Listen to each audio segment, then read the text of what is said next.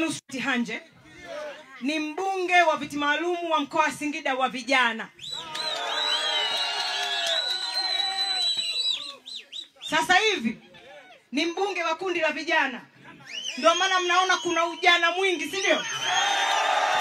Ujana wa kutosha, si ndio? Namalizia miaka yangu ya kundi la vijana, lakini ni kama nimeiva hivi.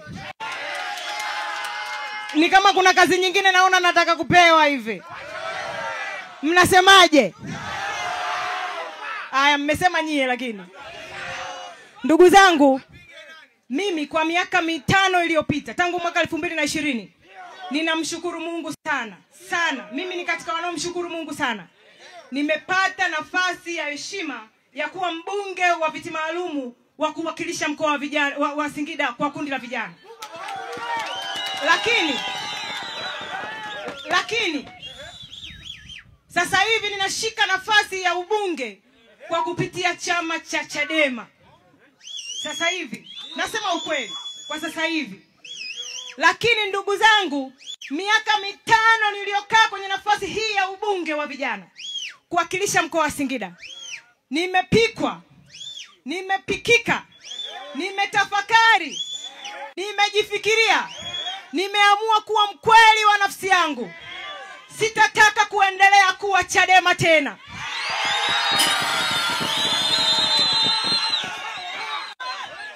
Nimeangalia mambo ambayo Mheshimiwa Rais wa Jamhuri ya Muungano wa Tanzania Daktari Samia Suluhu Hassan ameyafanya katika mkoa huu wa Singida na katika Tanzania. Yule mama anapambana kinoma noma.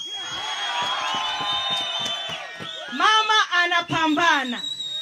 Mama halali, apumziki, anapiga kazi back to back. Anapiga kazi usiku na mchana. Sasa mimi ambaye hata usoni sina makunyanzi, kwa nini niendelee kubaki upande ambao hauna baraka kwa upande wangu kwa sasa? Kwa hiyo nimeamua mwenyewe bila kulazimishwa na mtu yoyote kwamba muda wowote kutoka sasa mpaka mwezi wa 7 mimi nitajiunga na Chama cha Mapinduzi. Kwa dhati ya moyo wangu, baada ya kujitafakari sana, nimeamua nichague fungu lililo bora. Nitajiunga na Chama cha Mapinduzi CCM muda mchache ujao kutoka sasa mpaka mwezi wa 7. Mimi Nusrati Hanje kwa dhati ya moyo wangu nitaunga mkono kazi na jitihada za Mheshimiwa Rais Daktari Samia Suluhu Hassan. Kwa sababu yeye ndiyo mwenyekiti wa Chama cha Mapinduzi na amekuwa mzalendo namba 1 kwenye nchi hii. Na mimi ni nani nisiunge mkono wazalendo wanaofanya kazi kwenye taifa hili? Wangapi wanasema watakuja kwenye uwanja huu kunipokea na kunisindikiza wakati ninajiunga Chama cha Mapinduzi?